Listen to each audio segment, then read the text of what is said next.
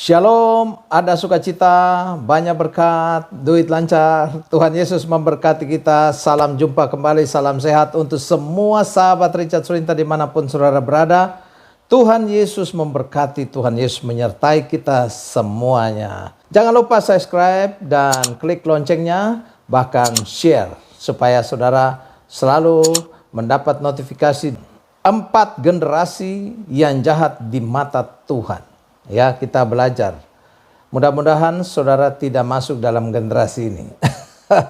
Amsal 30 ayat 11 sampai dengan 14. Saya baca untuk saudara. Amsal pasal 30 ayat 11 sampai dengan ayat yang ke-14. Demikian firman Tuhan.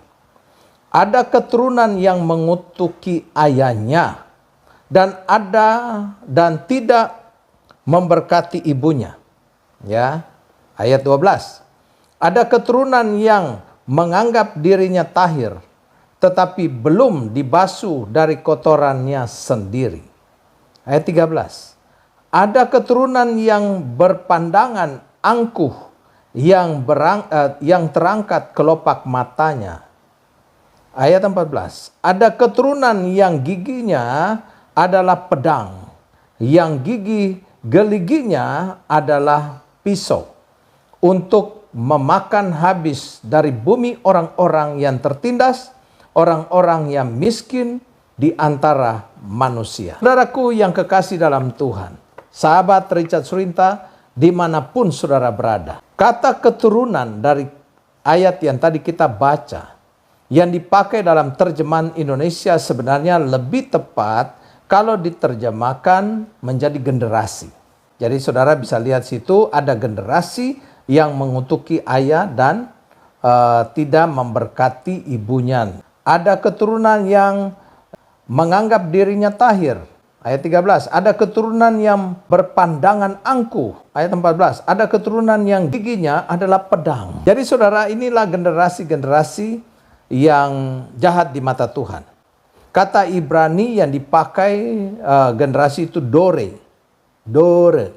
Artinya adalah generasi atau usia. Amsal 30 ayat 11 sampai 14 ini ada 4 generasi yang jahat di mata Tuhan. Siapa mereka itu? Yang pertama saudara, saya mencatat sini ayat 11 kalau kita baca, ada keturunan yang mengutuki ayahnya dan tidak memberkati ibunya.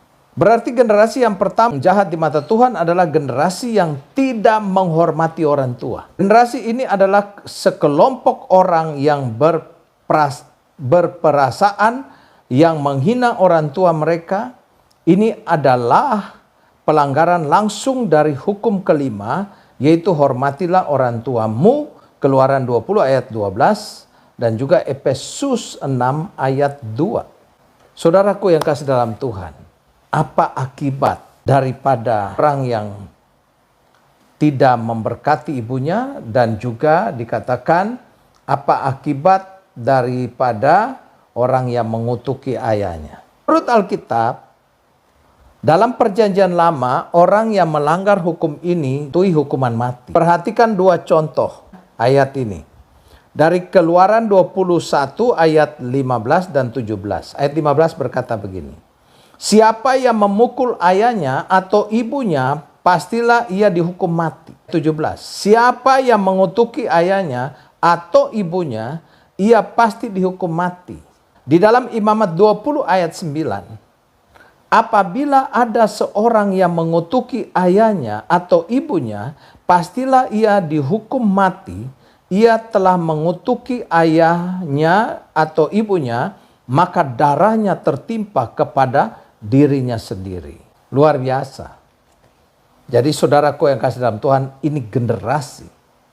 Saya harap saudara, anak-anak muda, semua yang masih anak, yang orang tuanya masih ada, baiklah kepada orang tua, berkatilah orang tua. Jangan menghindari dekatan orang tua kepada saudara. Sejahat-jahatnya orang tua, dia sangat mengasihi anak-anaknya. Yang berikut, apa akibat dari tidak menghormati orang tua? Yang berikut, dalam perjanjian lama, saya sudah jelaskan, melanggar hukum ini adalah dijatuhi hukuman mati. Yang kedua, kalau anak-anak tidak mau menghormati orang tua, lalu kurang ajar, maka hukuman dan kutuk Allah berlaku atasnya, mengejar-ngejarnya, hidupnya sampai berantakan. Itu sebabnya saya bilang sama semua istri-istri di sini, kalau suami dekati sama keluarganya, jangan muka nggak enak. Atau sebaliknya, suami juga kalau istri dekati keluarganya, jangan muka nggak enak. Bila perlu dia pergi ke rumah orang tua atau nginap di sana, nggak apa-apa. Yang penting udah izin. Karena kalau begitu terus, pasti rumah akan berantakan. Ingat, kenapa ini ayat yang sangat konkret. Kenapa Musa sudah menjadi putra mahkota 40 tahun di istana Firaun, tapi dia mau turun bawa budak Israel. Nah, budak Israel itu darahnya, padahal kalau dia nggak bela juga nggak apa-apa. Adalah darah daging.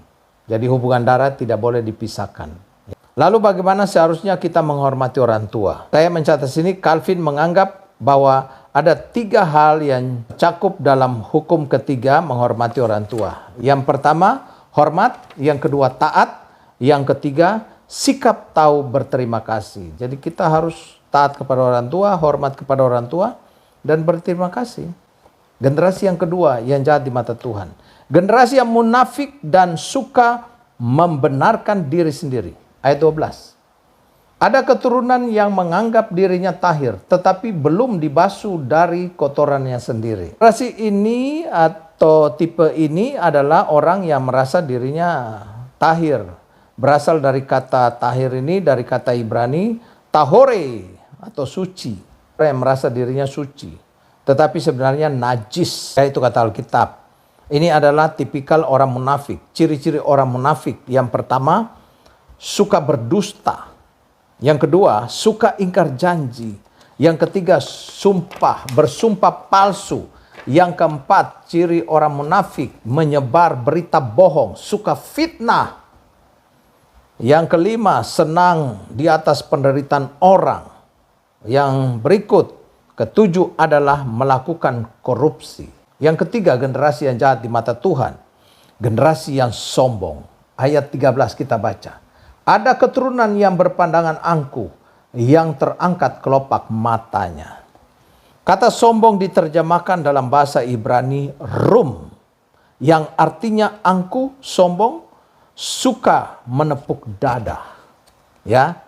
Lalu ciri-ciri orang sombong, yang pertama adalah orang yang benar-benar sombong akan tidak suka dengan orang-orang yang sombong dan berhasil lainnya. Nah itu tuh, orang sombong nggak suka lihat orang yang berhasil, pasti dia omongin. Yang kedua, ciri orang sombong mungkin mau belajar menegur orang lain, tetapi dia sendiri tidak mau diajar atau ditegur. Ini orang sombong. Yang ketiga, ciri orang sombong merasa bahwa dirinya itu tidak sombong. Saudara sombong? Enggak, merasa diri tidak sombong. Yang keempat, generasi yang jahat di mata Tuhan adalah generasi yang bengis dan suka menindas. Ayat 14. Ada keturunan yang giginya adalah pedang, yang gigi geliginya adalah pisau, untuk memakan habis dari bumi orang-orang yang tertindas. Jadi kita lihat sini bahwa menurut sebuah artikel di dunia ada 10 kebudayaan yang kejam. Yang pertama adalah Soviet Union atau yang disebut Uni Soviet pada zaman itu. Komunis bertanggung jawab atas jutaan kematian lebih bahwa dari Nazi Jerman, komunis seperti Joseph Stalin, Mao Zedong, Pol Pot, Nikoli, lain-lain telah membunuh jutaan orang. Dari semuanya Uni Soviet adalah yang terburuk. Ya.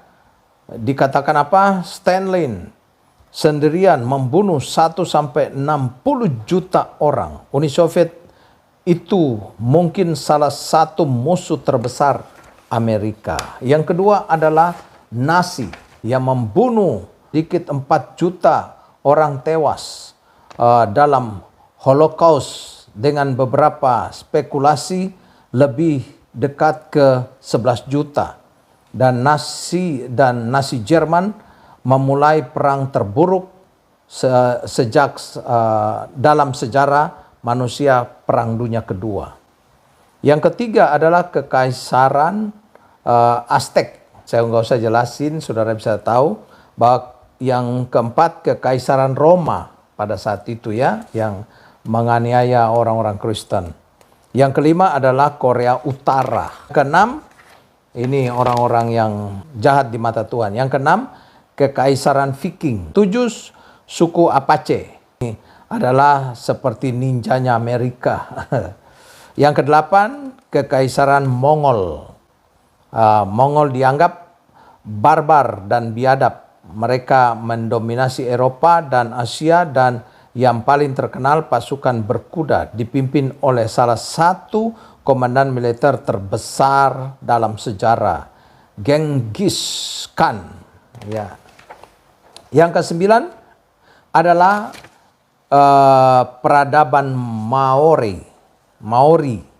Ya, para Maori adalah pemukim pertama Selandia Baru. Tiba berabad-abad sebelum orang Eropa. Jadi saudara itu. Yang ke-10 adalah kekaisaran Celtic. Jadi semua ada 10 generasi yang jahat di mata Tuhan yang disebut generasi bengis itu. Sebagai kesimpulan saudara, hati-hati jangan sampai Anda menjadi salah seorang dari generasi ya yang saya sudah sampaikan 4 ini. Jangan juga bergaul dengan mereka, sebab Tuhan akan melawan Anda. Marilah kita jadi generasi yang benar di mata Tuhan. Dari saya Pendeta Richard Surinta, salam sehat selalu di masa pandemi ini. Amin.